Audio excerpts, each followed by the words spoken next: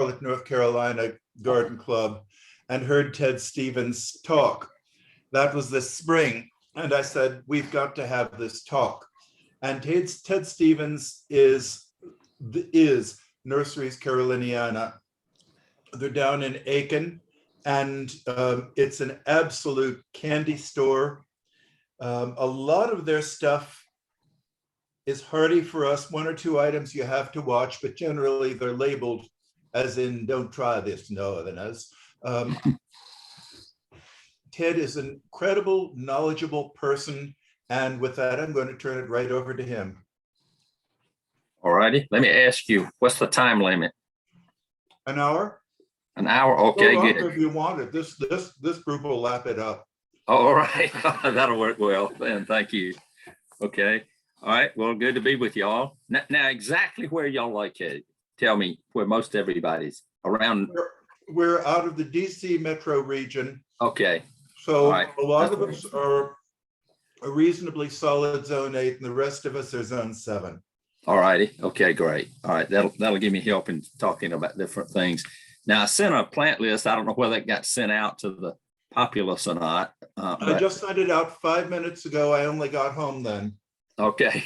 Well, unfortunately, I looked at it. Look on your email coming in. All righty. Well, I unfortunately, number one, it's not on here. I reworked some of my plants on here, and I didn't realize it when I went over my plant list that I had taken that one off. But anyway, we'll start with the second one, Echianthus jamesiana. I mean, not Echianthus, barberry. I've never thought I would talk about a barberry, but this one kind of is rather enchanting. I first saw it at Plant Delight's Nursery in Raleigh, and I wanted to get up there and get cuttings at the correct time and never could make it. And then when I finally did make it at the correct time, he said, "Oh, Ted, we moved it last year and it died, and we don't know where to get another one." So I was rather distraught. Nonetheless, I saw it at a nursery, Far Reaches Farms out in Oregon. Washington, across the Puget Sound over on the peninsula. And it was awesome. I saw it in flower, and then it sets beautiful pink berries, and it's really nice. This is the pink berry form. And I've never had the berries germinate. I got some berries from him, and we didn't get any germination from them. So it may not, so many barberries have become pests that they've actually been outlawed in some states, but this one is quite neat with these hanging racemes of yellow flowers, and then consequently you get the hanging racemes of pink fruit. And it's really a neat plant, deciduous, of course, but it gets about, I would say 8 to 10 feet. The one that I saw out in Oregon was like that. And then I've taken out several things on here. I might not have, I don't think I printed out the right form on here, but nonetheless, we'll go to here. Several camellias. This is a new camellia I was given in Japan as just a gift. And it took us years to figure out the name of it. And it's Mr. Maida, who is one of the biggest camellia breeders in Japan. And this is Piemonte, which is the Italian area for red wine. And you can see the reason for the name with the flower. It's really quite incredible. Beautiful wavy leaves, and just a really beautiful plant. And it'll bloom profusely too at a rather small size. So it's really quite neat. And then that's an example of the foliage. This wavy like. There's been one on the market in the past, several of them. Matter of fact, I'll show you one right here. This is Black Magic, which is probably one of our biggest sellers. The flowers look almost porcelain-like. And the leaves on the two, I figure some of the genes might be the same because they certainly resemble one another rather incredibly. But this is Black Magic, and again, probably our biggest seller at the present, but I think Piemonte is about to overtake it because it's something really new. The only drawback to Black Magic is the flowers are so large and heavy they tend to hang down and not stand up, whereas the Piemonte, the flowers stand up quite well. They don't hang down at all. So it's really, really nice in that respect. And then here's Koshino Fubuki. this is when my first trip to Japan, I saw, when we talk about variegated camellias in America, we're talking about the flower mostly. And then when I would see these variegated foliage types, they rather struck me as awesome. And this particular one is a very, very old variety, probably one of the older cultivars of variegated foliage camellias in Japan. Flowers are not spectacular, as you can see, but it does have this unusual variegation. Whenever you see that little word fubuki right there, you see it on a lot of Japanese cultivar names. It has to do with marginal variegation. And this is an example of it right here. We've got another one just here. This is one, a very compact, almost dwarfish camellia. The flowers are only about 2.5 inches across. The foliage is smaller, but as you can see, it is in perfect scale with the leaves. And again, you see that fubuki in there, which fubuki ikiyu, and again, having to do with the marginal variegation on this particular one. We say sold out of these almost all of the time because they're slower to grow than most and really quite incredible. Here's the flower of the Fubuki ikiyu.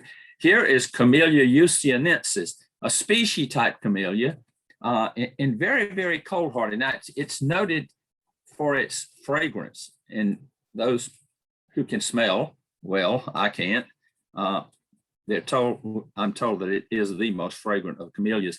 And it also produces a large seed if it gets cross-pollination. I'm growing a clone. I picked out one particular selection at the Atlanta Botanical Garden. We've grown all of our plants from that plant. So we have not seen any seed set. And I suppose this has to do with it needing a cross-pollination, a different genotype to cross-pollinate with. And it's rather spectacular. What beautiful Camellia japonica size leaves, but look at the flowers. I mean, when this thing starts blooming, it is just rather spectacular. It'll just cover itself in flowers, and it's easy to grow. And we have this one on the market. You can buy it through the catalog, but a lot of times I think we've got it available right now. We give in and out of plants. We'll run out of one crop for the year, have to wait till the next year for them to grow. And it's not something you can stamp out like you can hammers and nails to produce. It takes a little while when you run out to get more of them, but we try to propagate it every single year, so we'll have them coming along. But this is really a neat little camellia, and well, large. I have seen it in some gardens up to like 8 feet or so, so it's getting large. And then we have the tea camellias, Camellia sinensis, and so many people, I'm surprised, don't realize that our Southern tea comes from Camellia sinensis. Matter of fact, all the commercial tea growing operations in the Western Hemisphere have all been in the state of South Carolina. Presently, there are several farms, nurseries, orchards, ever how you render a tea farm around Charleston. There have been in past history one in Greenville, South Carolina, years ago, back in the 1800s. So it is a rather cold hardy camellia. Now, this is a particular one I found in the garden of Dr. Yacoy. He's probably at the time, he's passed away now, but he was one of the world's foremost authorities on plant pigments. Then he's got several books, he and his partner, series on variegated plants in color, but it's about 3 or 4 volumes. I've got 3 volumes here, I know. But this particular one, I saw it as a seedling in his garden, and I pointed it out to him, and he told me, well, why don't you take it? And I said, oh, no, I wouldn't think of doing that. And he said, no, take it. I felt rather embarrassed, so I did not take it. And about 10 days later, when we were washing all of our plants to go to the inspection station, you have to remove all the soil from the roots and everything for them to be inspected and then shipped over here to this country to be inspected. Unfortunately, right now, you can't import camellias from Japan. But this particular one, so like I said, about 10 days later, we were washing our plants at a particular nursery. He drives up in the yard and hands this plant to me in a little Ziploc bag where he had already dug it up and washed the roots and had it perfectly ready for the inspection station. So I was rather struck, but it comes out with this whitish new growth, and then as the leaves harden off, they turn more green. But it's one of our, and I named it Silver Dust. It did not have a cultivar name on it. and it will come true from seed. I've seen on my old original plant some seedlings around it, which will come true like that. This is a pink flowering. It's the only Camellia sinensis I know other than white in this rosea. And when I was a student at Clemson back in the 60s, this particular plant came in as a little rooted cutting from the Bureau of Plant Introductions. Now that's no longer, it's a defunct arm of the USDA now, but back then they would send you a list, and if you wanted to try something, they would send you rooted cuttings of these things. And this came in, and I planted it in the gardens at Clemson, which is now the South Carolina Botanical Gardens. And so I told a friend of mine about it. He said, well, let's go see if we can find it. Now this was like, 25 years later. And we found it and we started propagating from it. And it's really a neat plant. Camellia sinensis blooms are not very large, but they're interesting. It's a fall bloomer, and most people grow it from the aspects of the tea. It is an attractant for tea scale, as you can see on a few leaves right here. You might spot some, but nonetheless, it's a wonderful plant to grow. So I've been crossing this plant back to itself, trying to get a deeper pink, and I never could get a deeper pink color, but I've got this one that in the winter, it bronzes up like this. The foliage turns burgundy. We'll be introducing this one shortly. The flowers are just the same size, but it is more compact, which again adds to its landscape potential. And I think it's going to be a neat little addition to the trade. Now, still in the Camellia family is this is Gordlinia. Now, Dr. Tom Rainey, we've been to Japan several times together collecting plants. He works for NC State at their mountain research station in Fletcher, North Carolina. That's just between Asheville and Hendersonville. And he took our native Gordonia, which we're right here about as far inland in North Augusta. I'm just opposite Augusta, Georgia on the Savannah River, kind of mid-zone 8. And he Gordonia lasianthus, the species, grows here. We have introduced one. One of my employees found one particular one that was really desirable. We've been propagating it, named it Swampy, because it likes to grow in a swampy situation. But for some reason in a garden, do not plant it in a swampy situation. It will die overnight. I have yet to understand. It might be some mycorrhiza in the soil that enables it to grow in some of these wet areas in the wild. But so Tom Rainey took the famed Franklinia tree, which was found in South Central Georgia, but will not grow here. Anywhere cotton has grown for the last 200 years, you cannot grow Franklinia. Now, I spoke at a garden club on Long Island, New York, and they took me to an old estate, and I saw some specimen Franklinias that I absolutely could not believe. I was aghast. They were so gorgeous.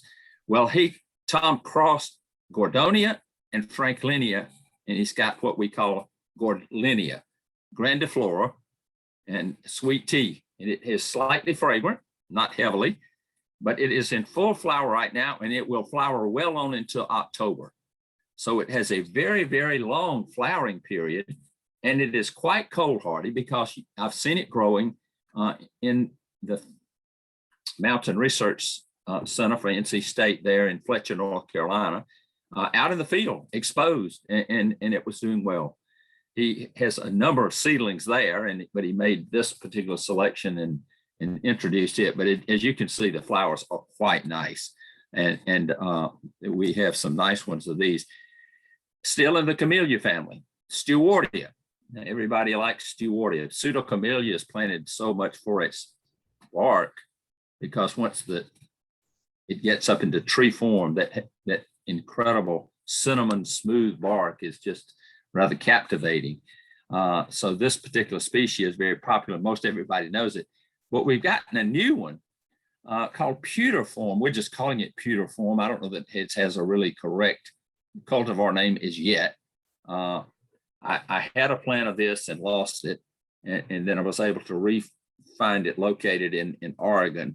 And we've got it, we'll have it available in the catalog. I haven't put it there yet. Probably within the next few weeks, we'll have it in there. This is the fall color.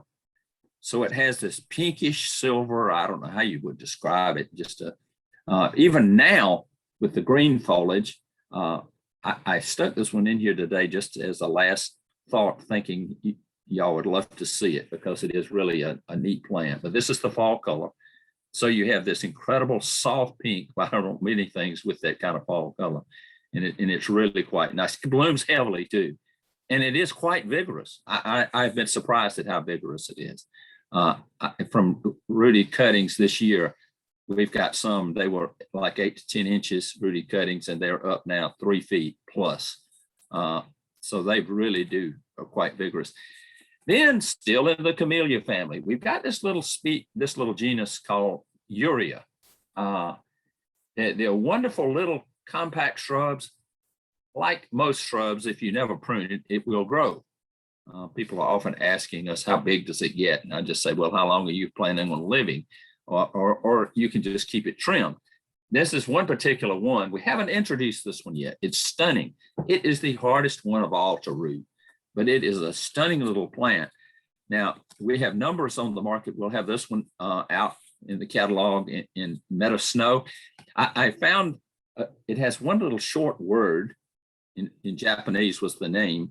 And I asked one of our contacts in Japan, what is the meaning of that word? And he scratched his head and thought, and he said, well, it kind of means like snow melting on a meadow. Now they've got one little 5-letter word that means snow melting on a meadow. So this is quite interesting, but this, I just named it Meadow Snow because as you can see, the leaves are variable, very stable mutation, but really quite nice. And I love these varieties. Still in the camellia family, Cleyera. Now, there are a lot of things people call Cleyera. One is Turnstromia. I grew up actually in college learning Turnstromia as Cleyera japonica, then finding out it was completely wrong. This is the true Cleyera japonica. Small flowers. It's a foliage plant. There was a variegated one on the market that J.C. Ralston introduced called Tricolor. It was nice. It was beautiful. I had it, grew it. When I got to Japan, I found this one that looked slightly different. The advantage to this one is it's a little more compact in growth habit, and also it's much easier to root. The tricolor was very, very difficult to propagate, to root from cuttings. This one roots quite well. And then the new growth has this kind of bronzy reddish color, kind of brick red. It's difficult to explain, but it's really nice when it comes out the spring because you have this. I would grow it as a plant, not in full hot blazing sun, unless somebody was real inland. It's quite cold already. We've never had any cold damage. Little flowers that are not showy at all. Now, the one thing I didn't mention on the ureas, I'm going back to that, is that it produces a plethora of tiny little flowers. And people that can smell say they stink. Well, I couldn't care less. It's a wonderful little shrub. So I do caution people that because it does have, they're not showy, they hang under the leaves, but many people say they don't like it because it stinks nonetheless. Okay, here's one of our biggest sellers that we've been selling for the last number of years. When I first got it, this is Edgeworthia. You'll hear it referred to as paperbark plant. We had a group of Chinese professors visited the nursery a few years back, and they were so thrilled to see that we were growing this. And it's got the unusual characteristic, it branches in threes. In other words, when a stem comes up, generally, it doesn't show in this picture, but generally, almost inevitably, it'll branch in threes. But it's in the Daphne family. As you can see from the flower cluster, it resembles a larger Daphne flower cluster. It's wonderfully fragrant. For us, it starts opening about mid-January. The further north you go, it will be a little slower to open. And it's really, really quite fascinating for a late winter bloomer. I just love it because it's a harbinger of spring if there ever was one. And things that flower when the weather is cool, the flowers usually last much, much longer. Like dogwood and Halicias and a lot of things spring flowering trees, crab apples, cherries, the flowers open in 7 days are gone. This thing you'll get color for a good month and a half or 2 months. They'll slowly open and they're just incredible. We found several seedlings. I've just introduced one this past year called Heaven Sent, and we've completely sold out. even the fragrance was different. This one smells much like paper white narcissus. It has that definite, distinct fragrance. But this other one that I found is more like a rubrum lily fragrance, which to me is my favorite fragrance. And it was just a chance seedling that I found here at the nursery. And we have very few seeds to set. I was just walking down the road one day and I kept thinking, what am I smelling? And I saw Edgeworthias in flower, but I thought, well, it's not Edgeworthia. And I kept sniffing around till I came up and it wasn't Edgeworthia, but it was just this particular one. So I named it Heaven Sent. We've been taking blooms. Here's a friend of mine, a contact in Japan. He and his father-in-law, his wife and his father-in-law run this wonderful little wholesale nursery. This is a new selection he's made. Now, isn't that stunning? That is just absolutely awesome. I can't wait to get back to Japan and get a start of this particular selection. Just really, really stunning. They grow well just about anywhere you would grow a hydrangea macrophylla, the big leaf hydrangeas, the floral type hydrangeas. They like filtered sun. They would probably take morning sun and afternoon shade, but they would, if you have them in full sun, we grow them in full sun, but we water every day overhead, which cools them off. We water about mid-afternoon right on the bed that we grow these in. So they do quite well. That's the foliage in the summer. Nice, nothing spectacular about it, but just a nice plant. Multi-stem, don't try to prune it. Just let it sucker on its own and it'll get thicker and fuller and fuller. If you cut it, you'll get this odd shoot that just comes off to the side. It needs to sprout on its own and just let it grow. It likes uniform moisture, but it's easy to grow. It doesn't have, even though it's in the Daphne family, it doesn't have that characteristic of Daphne, whereas, you get big enough to brag about it and it drops dead overnight. This one doesn't do that. It's really, really nice. Matter of fact, I did a little experiment a few years back, grafting Daphne onto this, and it actually took. I thought, well, we might get us a root hardy Daphne if we can do it. I haven't had time to work on it anymore, but it's really nice. Then we go to the Elysiums, the anise shrubs. The one thing we like about anise shrubs, I've never seen deer so much as nibble a leaf of an anise shrub.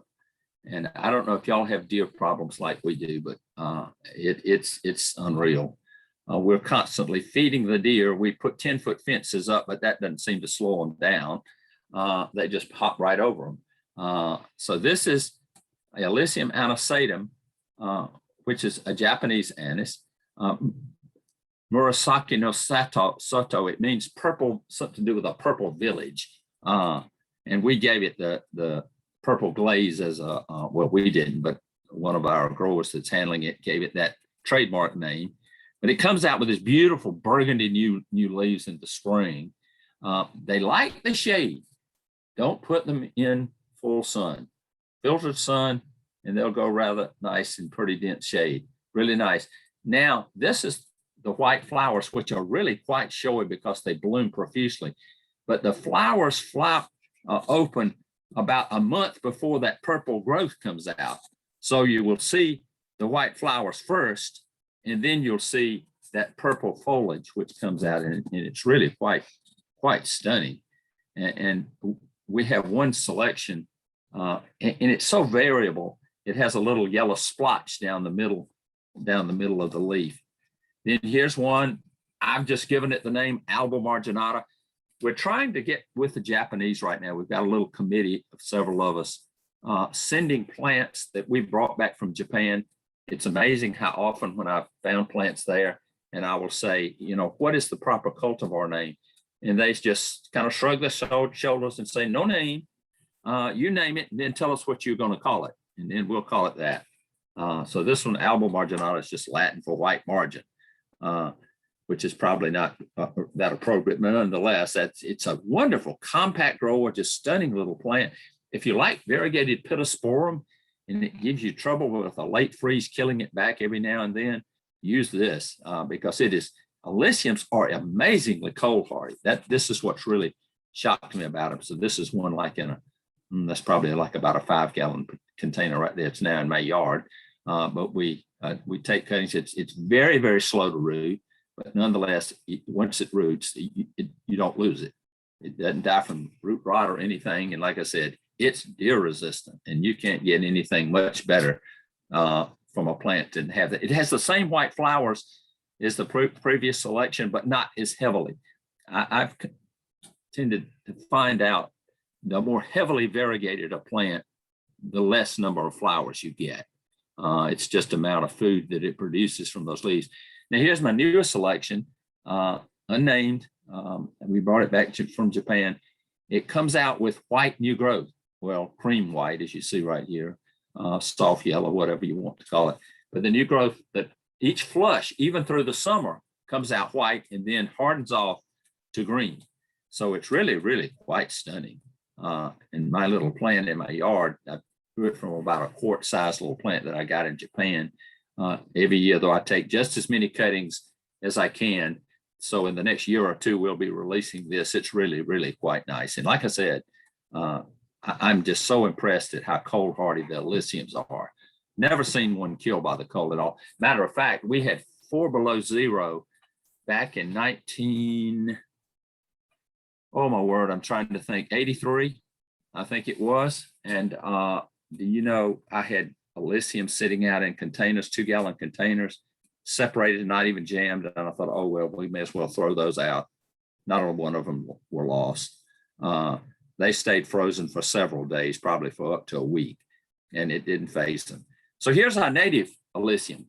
The others we've looked at, and we've got there are many, many more. Now, I might caution you, the seed on the Alyssium anisatum that we just looked at, the different selections there, these look exactly like the anise seed that are used in culinary arts, but it's a different species. This one is actually poisonous, so you need the proper species, and I'm trying to find that particular plant. I don't know, again, how cold hardy it is, but nonetheless. So even though the seed pod looks identical, don't use it for flavoring or anything. So here's our native Alyssium floridanum, native to kind of like North Florida, the Panhandle, on over into Alabama and Mississippi. And it is really probably one of the showiest ones. This is just a seedling right here, growing at the nursery. And look at the flowers on that thing. It's just really, really quite stunning. Just as cold hardy as the others, just stunningly so. Here's a named one that's just been put on the market. It's patented, Miss Scarlet. I met a customer of ours that has a nursery down in Florida. He planted a number of seed and just noticed one stayed a little more compact than the others. And it's going to be a really nice introduction. But my truly favorite one of all is the Alyssium floridanum Swamp Hobbit. If you ever saw a compact dwarf plant, this is it. I'm not going to venture to say, this is a 3-gallon container right here. We sell it constantly. It was found in the wild, so it couldn't be patented. You can't patent a plant that you find in the wild. And by an English professor in South Mississippi, but it was found up in between Montgomery and Birmingham, about halfway between the two, out in the wild. And he just happened to notice this compact little mound sitting there. And it is absolutely wonderful. Now, you have to have patience with it, but once you get it going, it flowers profusely. The flowers lay out on the foliage, as you can see right here. One of the nicest new introductions that we've seen in recent years, I think. Here's Alyssium Woodlander's Ruby. Now, Woodlander's Ruby was found right here in Aiken County at Woodlander's Nursery, which is about, as the crow flies, probably about 15 miles from here, over in Aiken. Aiken's our county seat. And this, they're pretty confident it is a chance cross between Alyssium floridanum and Alyssium mexicana. Now, they look very similar, but mexicana tends to flower in the fall and in the spring, whereas the Alyssium floridanum just flowers in the spring. Now, this Woodlander's Ruby is quite nice because it has these long pedicels to the flower, which make them kind of hang out over the foliage. They're really, really neat like that. And it carries the characteristic of the Alyssium mexicana in that it does flower in the fall and in the spring. And so you have that advantage. Now, lo and behold, look what we found here. This is one I'm really, really excited about. This is a sport, hasn't been propagated. We'll be working on it. This is a sport off of Woodlander's Ruby. One stem is solid yellow. The other one has green splotches in the middle. I'm kind of a variegated plant nut. And so this is going to really be something I don't know what in the world we'll call it, but it is really quite stunning. Elysium Woodlander's Ruby, again, likes filtered sun. Don't put it out in full hot blazing sun. It wilts down. It is very cold hardy. I have noticed that about 28 degrees, the leaves they just start hanging down and once they freeze, and you'll think, oh, they're dead. Next morning, as soon as it warms back up enough, about mid-morning, they just back up again. So it doesn't, like I said, we've had below zero once or twice, and they've survived that well. So it's really nice. Now, here's another native one, Elysium parviflorum. I love this thing as a kid because the leaves, you can crush them and it smells like sassafras root. If you know that's sassafras root when you were a kid, you know what I'm talking about. Wonderful fragrance. I used to love to just put a leaf in my pocket and crush it and just pull it out and sniff it every now and then. It has that wonderful fragrance. Well, this is a chance seedling found down at Superior Trees, a nursery down in North Florida near Tallahassee. And it has this golden foliage. And he did not patent the plant. So it's been around now for a while. The more sun you put it in, the brighter the color. But you have to be careful because it can burn. That's one grown right here at the nursery in full sun. You see, you wonder how it grows. You say, where's the chlorophyll? But you do see a few burnt stems right there in the front. So it is a little happier if it's not out in full hot blazing sun. So I suggest growing it. Cheers well. It's very popular. Again, just like I said, deer resistant. That's the great advantage to it. Flowers are not showy at all. They're a quarter the size of Elysium floridanum, and they're kind of a greenish yellow, nothing to write home about. So you plant it for its foliage, and it's a very popular plant down around the coast, just as it tends to be salt tolerant. So that's another advantage to it. Now, here's a plant I brought back from Japan. We'd been wanting it for years. They've been Rhodalia. I'm trying to think of the other species, Rhodalia, not Henry I, Rhodalia championi. It was named for Mr. Champion, one of the plant introducers of the last century, or before that, in the 1800s. And Rhododendron championi, the flower looks very similar. There's a lot of seedling variation, though. And but it makes a small tree. Well, I'll show you. It grows quite fast. It'll make a rather good sized tree. It sets the flower buds in the fall, and then they open in the next spring. So they hang way out from the stem. And if you have a really, really cold winter, you could kill your flower buds from that. The leaf is about the size of a Camellia japonica, and it's really quite neat. And you can see the flowers are really quite stunning when they open. I've had them start opening as early as January on a mild time, and even a 20-degree night did not damage the flowers. So the flowers tend to open early, and they're not as susceptible as like peach blooms, which we're in a big peach growing area around here, and we're always dreading late freezes. It doesn't seem to phase this plant like that, and it's really, really quite neat. Now, you can't. Here's a tree in Japan. This is at Mr. Shibomichi's house. We consider him a national treasure of Japan. He is a plantsman of the highest order. Now, his nephew found skyrocket Japanese holly in the wild, and so it's all over the world now, as you know, the little exclamation point that's growing in the landscape. So that was his nephew, his brother's son.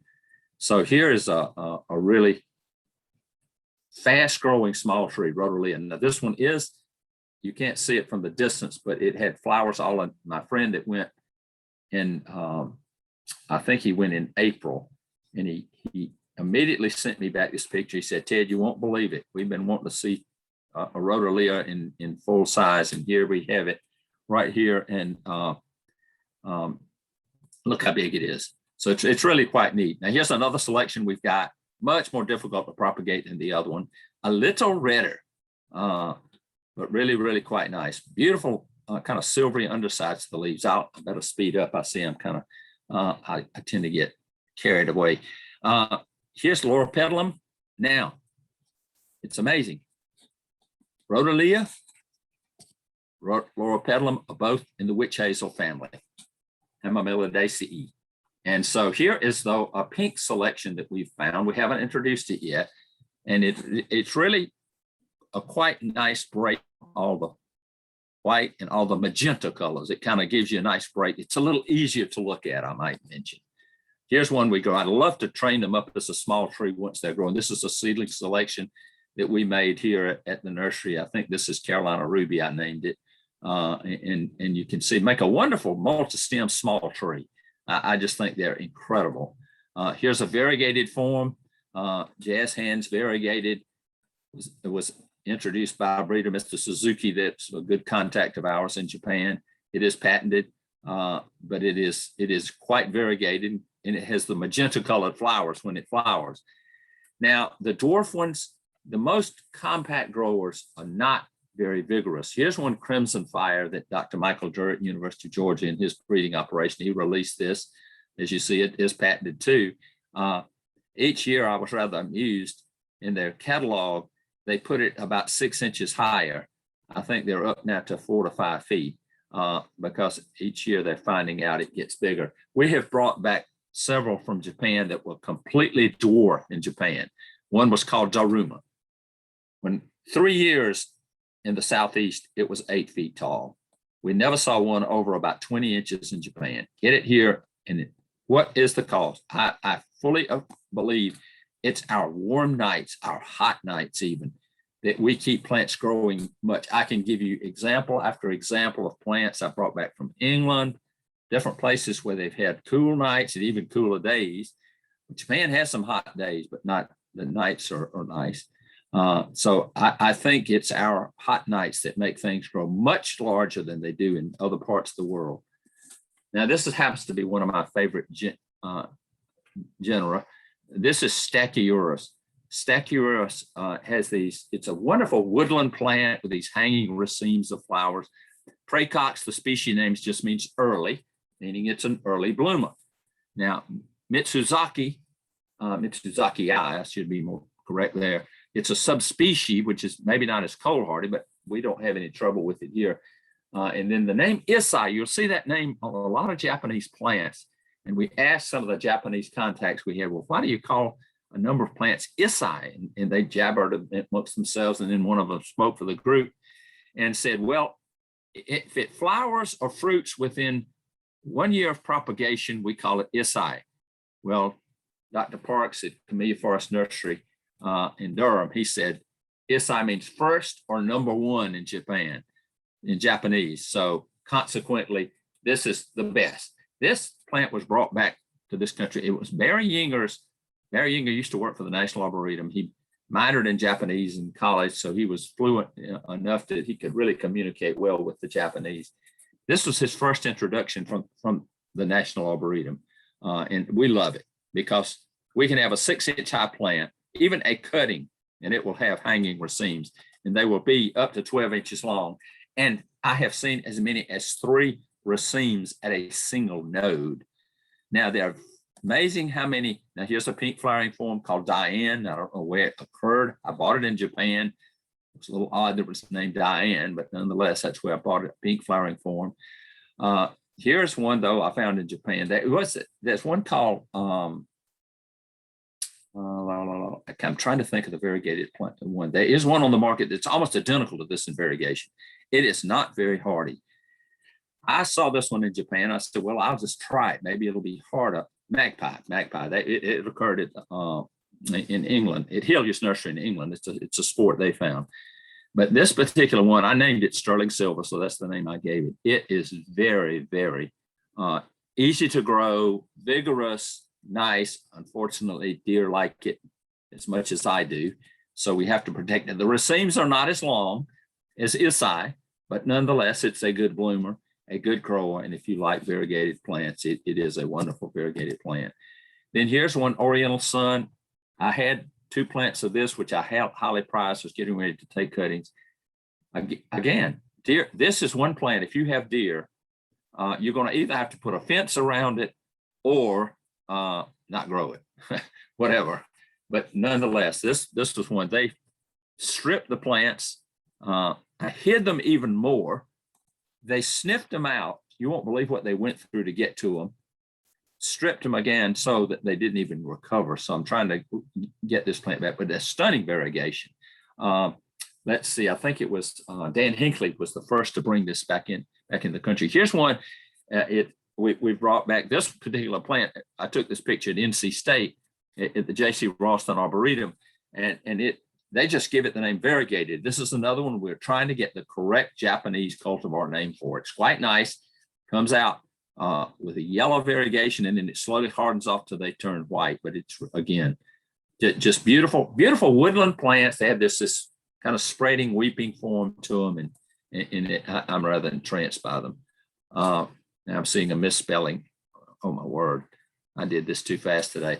Jasmina parkeri should just be Parkeri. And this is a little Himalayan jasmine. It's the smallest of all the true jasmines.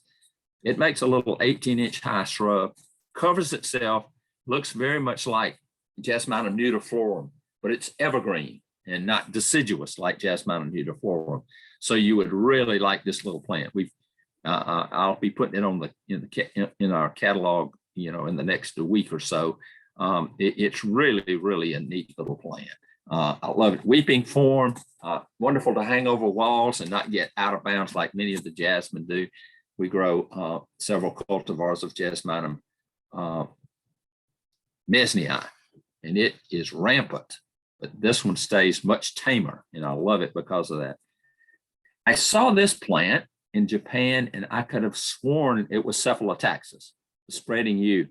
Well, this particular one, they kept insisting, no, it's Taxus, it's not Cephalotaxis. And I said, oh, wait a minute. Well, I found out if you grow it in more sun, the branch, whereas if you grow it in dense shade, they take on the horizontal plane like you see with Cephalotaxis. And it's really, and I finally got it started. I hopefully will have it available next summer. I'm holding back just to be able to take more cuttings because it is really quite stunning. It comes out with this wonderful little gold margin to the leaf. And then as it hardens off, the leaves turn green. But it is really quite vigorous and really quite a stunning. That's a close-up of the foliage, and that's quite nice. Again, about Taxus and Cephalotaxis, they're wonderful deer-resistant plants. So again, another reason to like them.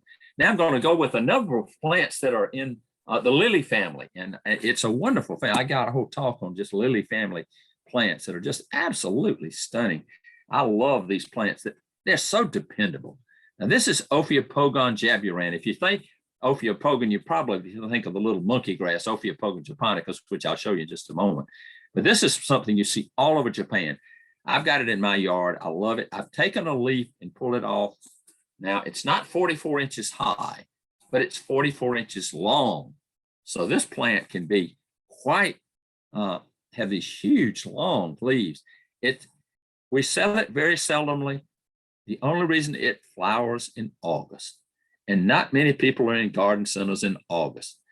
I've rather amused it when people will come in the nursery and they'll drive up to the office and they'll say, what is that plant down there with those white flowers? And I say, well, it's Ophiopogon, blooms in August.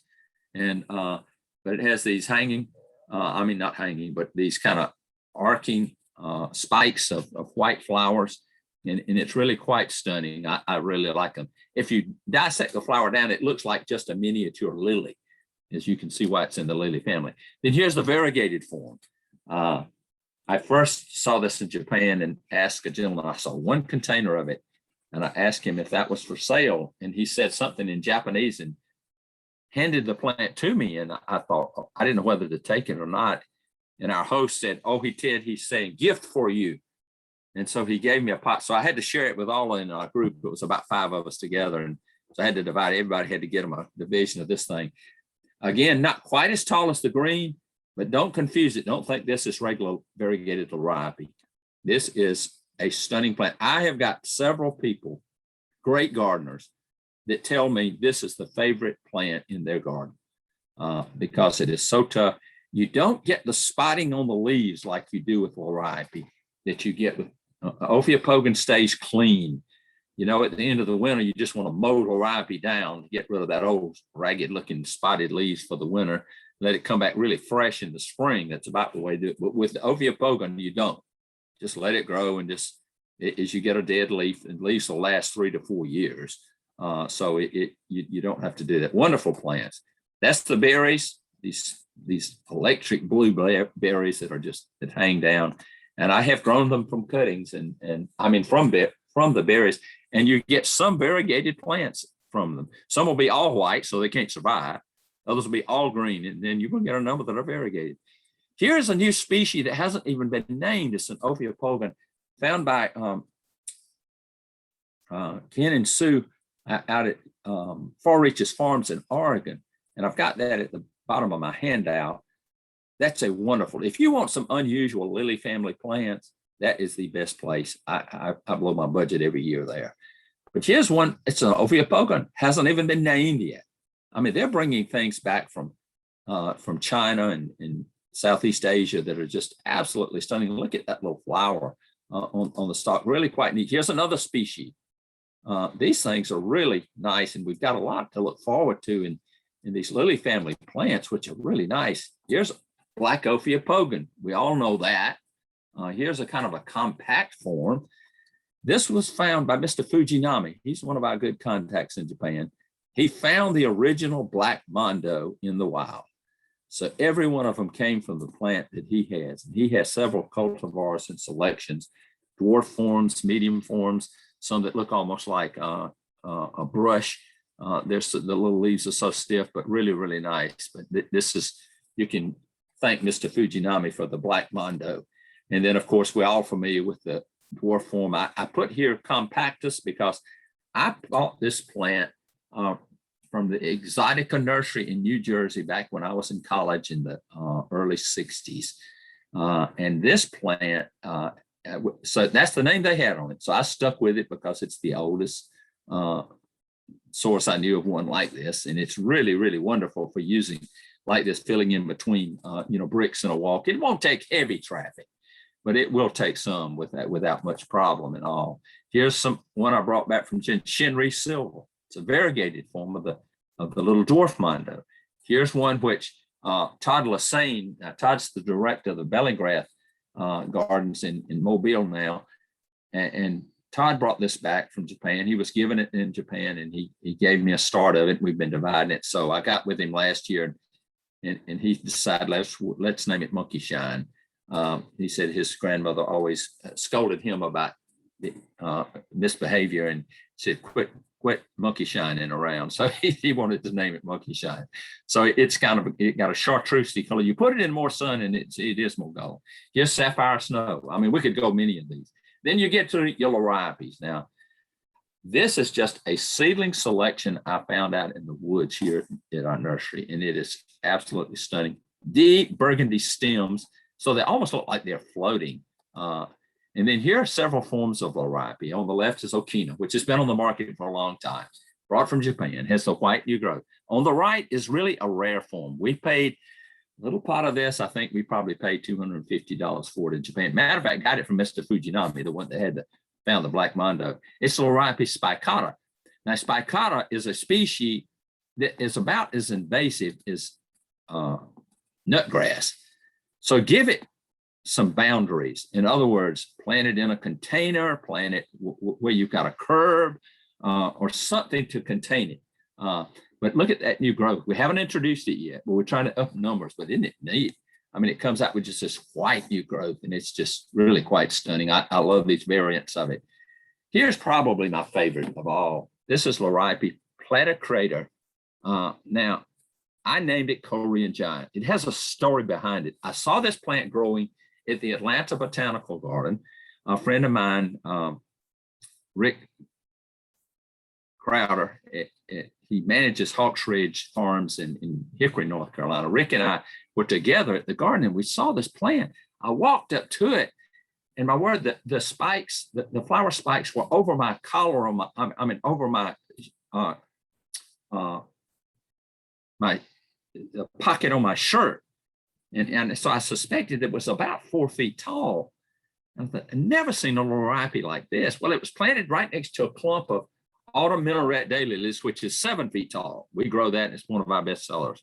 So I kept asking the folks at Atlanta Botanical. They're great giving me plants that to get on the market, new things they get in, and we give us cuttings, let us get cuttings. So they're so generous that way. I kept asking them, whenever you divide that plant, I want a division. Well, I kept, and it's went over several years. And then one year I went up to make some cuttings that morning, and one of the ladies came out and said, "Ted, I'm so glad you reminded me about that liripe." Said, "Since we don't know what it is, let's dig it up and throw it in the compost heap." So she said, "This happened about 2 weeks ago." So I was able to dig down and find it. So you not only get a division, you get the whole clump. So we've been selling it now for years. It's this stunning. That came, I taught in North Korea about 4 years ago, and for the fall semester, and I taught horticulture and ecology, and it was quite an experience. That's a whole story in itself, so we won't go there. But nonetheless, this plant is native. To show you how cold hardy it is, Barry Yinger found this plant. So Barry Yinger was here at the nursery one day, and I said, "Barry, I've got this plant. I want you to see if you can ID it." I said, "I think it's a liripe, but it's so big, I can't imagine." And when he saw it, he just lit up. I told him the story how I got it from the Atlanta Botanical Garden. He said, "Oh, Ted, let me tell you, that's this island. It belongs to South Korea, but it's off the North Korean coast, the southwest corner of North Korea." And he said, "My guide and I were out on this collecting seed of camellias, of cold hardy camellias, believe it or not. And we came around a curve, and all of a sudden there was a stand of this liripe, and it was covered in berries. So we just picked berries and sent them all over the country from the National Arboretum." He said, "This may be the only one that survived. I've never seen one since. This is it." And so I got so excited. So anyway, I named it Korean Giant because I love this plant. Now, Tony Avent collected this. This is another selection he made. It's not as tall. I have measured this liripe at 57 inches tall with the spikes. Really quite stunning. This one doesn't get quite as tall. Tony named it Kunming. He collected it in the Kunming province of China, and he brought it back, and he's been making this available. So I've got both selections, but the one that I came from the National Arboretum is taller.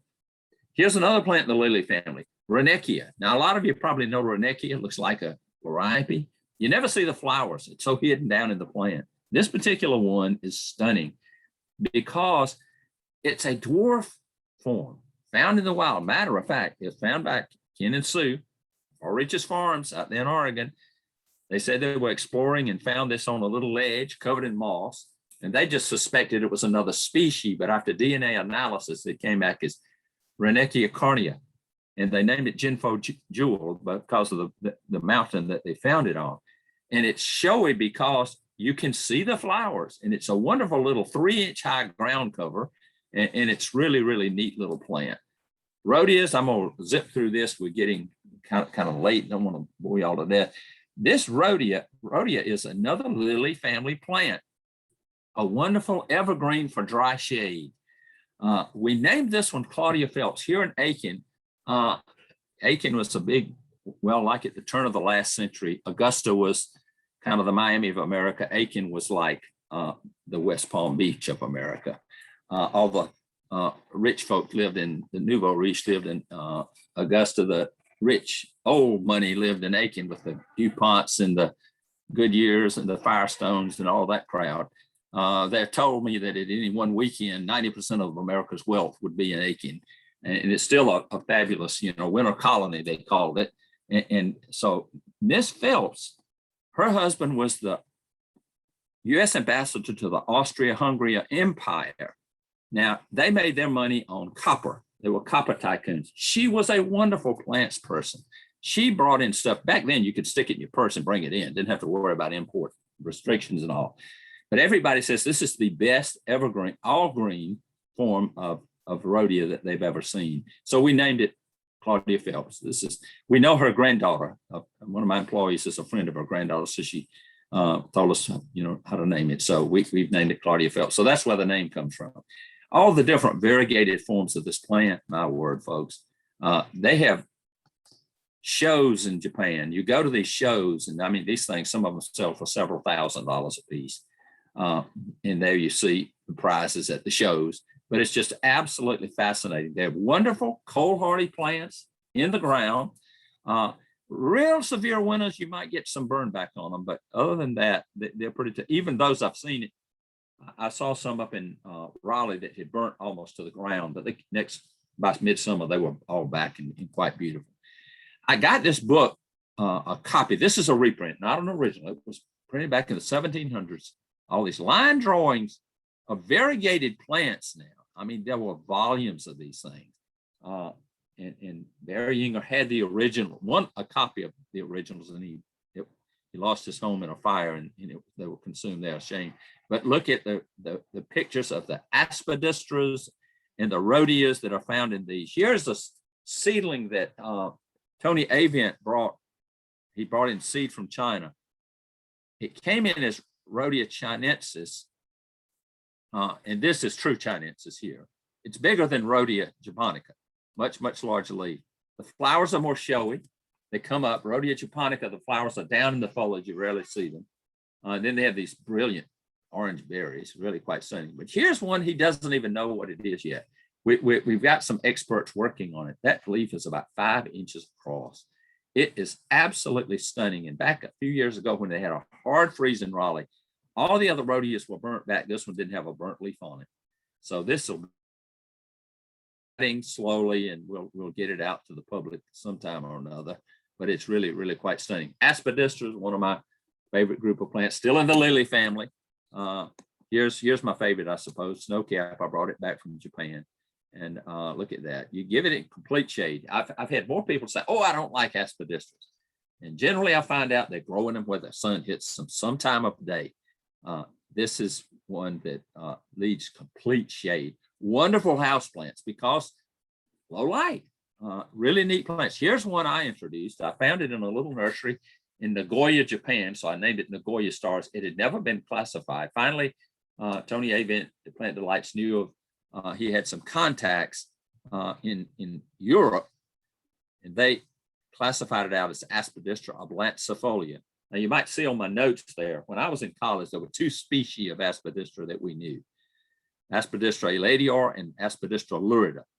Now there are 162 identified species of Aspidistra, and I know one collector in England who has, I don't know how many that have not even been named yet. This one has proven to be our most cold hardy selection. It gets about 30 to 36 feet high. The leaves are not very wide, nicely speckled, but look at the blooms. It blooms, of course, right on the ground. It has these fascinating little egg-like seed pods. You can plant the seed and you get amazing the different variations you get in these, but really, I don't know what, some people say slugs pollinate them and some others say no, slugs don't pollinate them. So I don't know what pollinates the things, but nevertheless, they're quite stunning.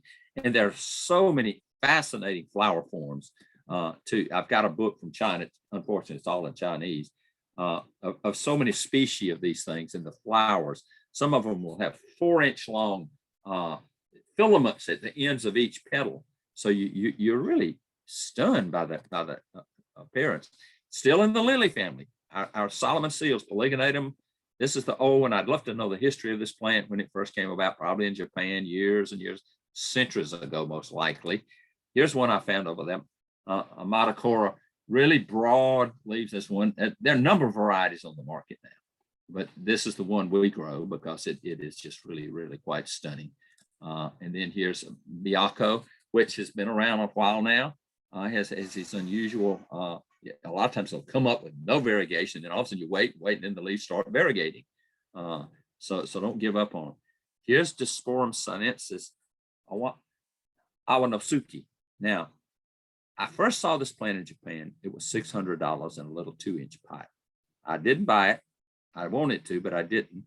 I don't remember how long after that I saw it at a little consignment nursery Now they have these wonderful traditions in Japan. I call them consignment nurseries. People at home bring their little plants to sit there and sell. They have a little, maybe a foot wide, 18-inch wide section in a nursery. And you can get some things you'll never see anywhere else, because they'll have a mutation, a sport of something. They propagate it, bring it to that nursery and sell one. Next year, they propagate another one, bring it and sell it. Well, if you get it, you might get the only one around for a while. So you'll be, I love the Disporums. They're deciduous. They die to the ground, of course, much like the other Solomon seals do. But this is one of the more stunning. We've got a number of variegated forms of this. Now here we have the evergreen Solomon seals. This is Disparopsis pernii. This is the tall form that gets up about 20 inches tall. They come up with the spikes in the spring, and then they have the flowers along, just much like the polygonatums do. And then here's one that hasn't been identified. Hayes Jackson, a friend of mine in Anniston, Alabama, found this one at I think it was a botanical garden in China. So we know it's a Disparopsis. He named it lily pads because the leaves are so large. They're just quite stunning. I took this at a garden up in Shelby, North Carolina, and it is really, really quite neat.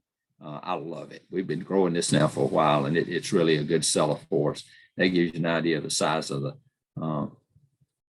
Terry Clark. That's whose garden this was in. Terry's got a wonderful garden there, Gastonia, North Carolina, Gaston County.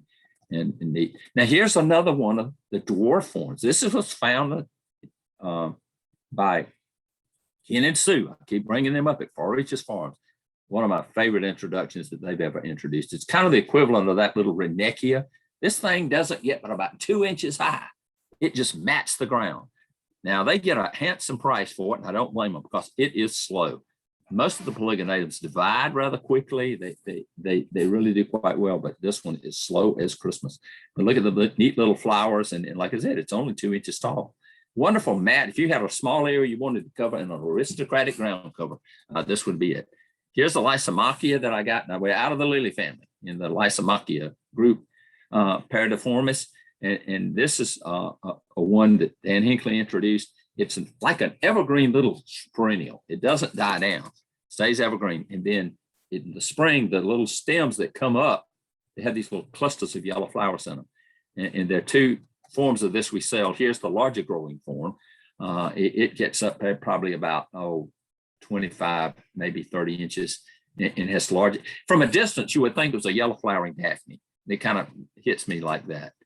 And here's a really neat Pterostyrax, a wonderful new introduction of a tree. We sell these here. It roots rather well. It has these huge 12-inch panicles of white flowers in the spring. I don't think it's going to get real tall. I put a native tree in here, which is one of our best sellers of all of our trees. This is Acer-leucoderm, a chalk bark maple. This is, you see various colors of this thing. It is like a miniature sugar maple. It grows here as an understory tree, and you have yellows and variegateds. And here's one I've named, the only named cultivar of this plant that I know of. Comes out with a pink new growth, and then that's a little later on, then the pink fades a little, and you get the reticulated type formation. And this is midsummer, then this is what it looks like. Really neat plant. Now I'm going to end with the tea olives, Osmanthus heterophilus, the most cold hardy of all tea olives, I'm convinced. This plant is growing up in central Pennsylvania at the Ball Trial Gardens. And this is one we introduced, we brought from Japan, called Party Lights. It comes out with this pink new growth, same white fragrant flowers as Osmanthus fragrans, but very, very cold hardy, quite vigorous, get right tall. Here's Ogon, the gold leaf form of it. Now, here's the neatest little thing, Kirihime. When we first brought this back, now that means fragrant princess in Japanese. When we first brought it back from Japan, we were convinced that it was a dwarf. It is not a dwarf. You have to keep it sheared down to keep it. Makes a wonderful little sheared head, but it is extremely fragrant flowers. That's a quart pot right there that you see flowering in front of that lady's arm. She held it up for us so I could take this picture in Japan when we bought it. Really, really quite neat plant. Now I'm going to go through a number of cultivars of the Osmanthus fragrans. This is probably our number one seller, Fodingju. It means something like one of our Asian customers said, it means pearls on Buddha's head. It is really the most floriferous of any tea olive I have ever seen. And for years, I never knew why the plant was called tea olive, even though I grew up with it here. And well, the Asians love to steep the flowers in their tea to give it a special bouquet and flavor. They make osmanthus honey. They do all kinds of things with the flowers of it because they're so neat and fragrant. And so, but Foding's is by far the most floriferous of all, and it will repeat bloom right through the winter. Now, this is the first bloom. The second bloom is almost as good. Then the succeeding blooms through the winter on warm spells are not quite as showy, but they're still quite showy. Here's our second highest seller, Tangjiang Tiger. Now, it means something like the effect of double heaven fragrance or something to the really, really fragrant.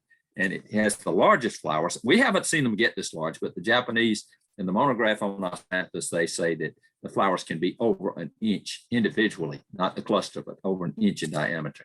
Then the orange flower types and the yellow flower types are the most cold hardy of all, as far as the fragrant types are concerned.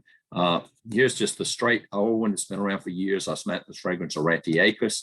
This is growing in my sister's yard. Now that tree has gotten so big now, she's trimmed it up into a multi-stem tree.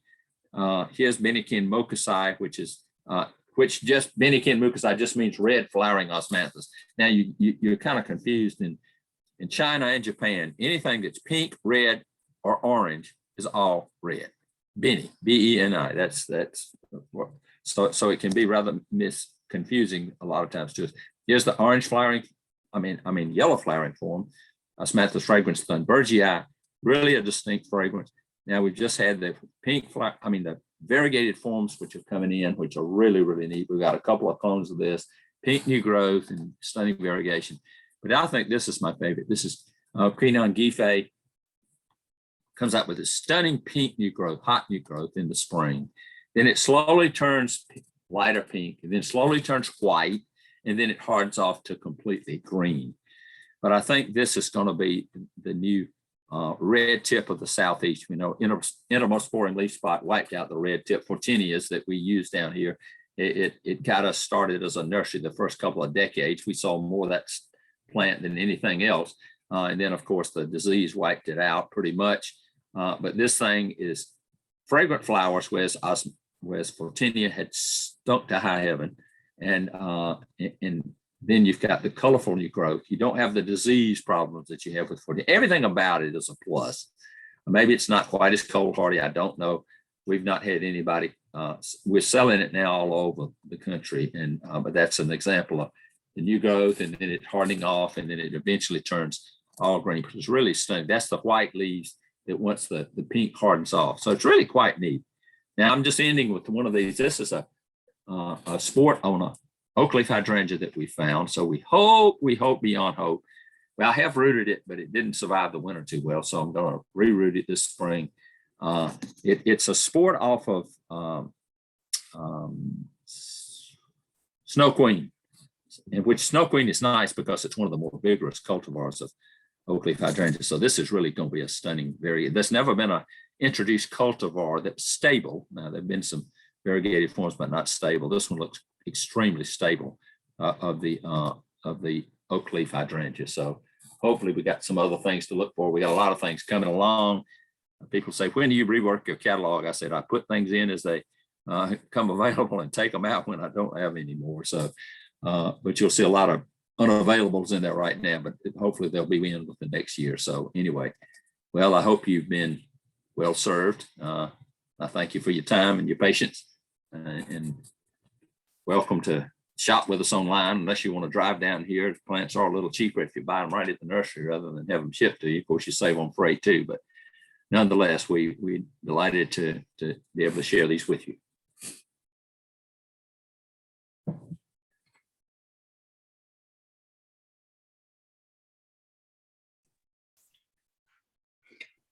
Ted, we thank you.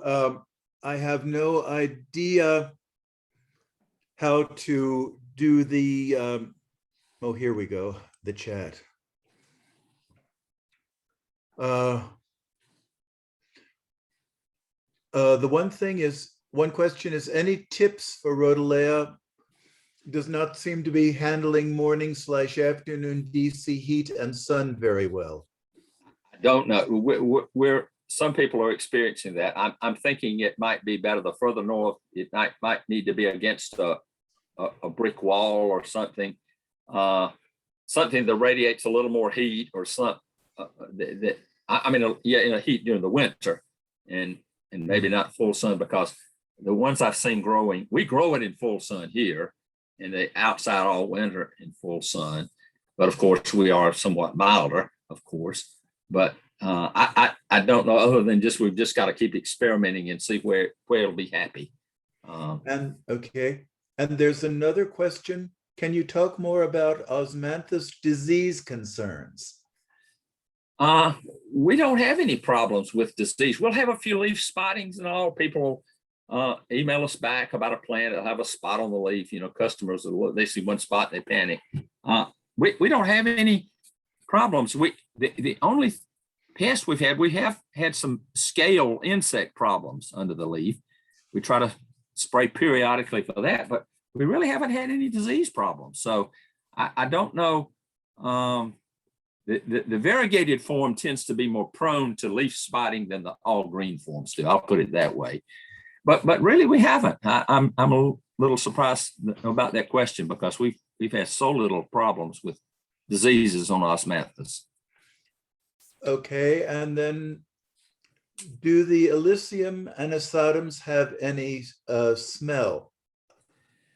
Well, maybe if you've got a better. From this, I don't know if they're talking about the leaves or the flowers. I assume the flowers. Well, no, the flowers on the Illiciums, I've never noticed. Have you noticed them, Nathaniel? I've never noticed any. Some kind of stink. He said some of them kind of stink.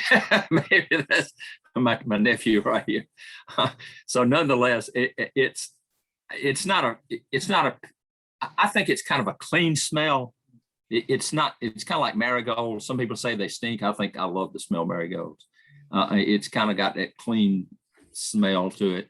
It's mostly like that. It's not a rubrum lily fragrance or anything like that by any means.